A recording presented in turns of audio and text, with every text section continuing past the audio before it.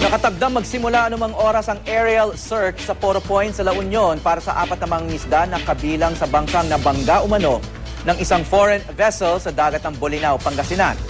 May news to go si Ivan Mayrina live. Ivan. Yes, Howie, nagre-refuel lamang ngayon at lilipad na anumang oras ang chopper ng Philippine Coast Guard para nga sa pagsisimula ng kanilang aerial search para sa 4 na nawawalang mangingisda. Alas 7:30 kanina nang lumabag dito sa Poro Point sa La Union ang chopper ng Philippine Coast Guard. Nagpasya ang Coast Guard sa isinagawang pre-operation briefing na tatahakin ng direksyon mula La Union, Pahilagang Silangan o northeast papunta sa baybayin ng Ilocos Sur.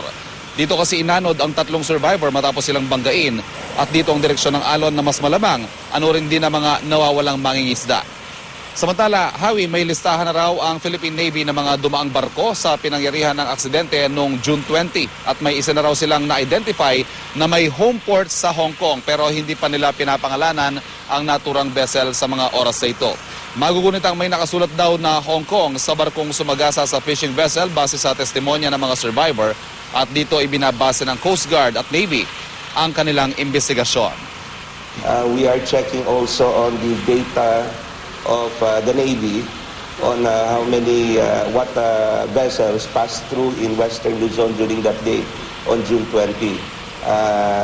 They have data on how many vessels are going up north and how many vessels are going down south.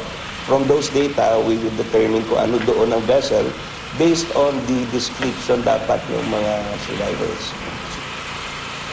Posible magtagal ng humigit kumulang 3 oras ang aerial search, Howie, at hanggang sa ngayon may 6 na araw na matapos mangyari ang aksidente ay hindi nawawalan ng Coast Guard ng pag-asa na may makukuha pang buhay sa mga nawawalang mangingisda.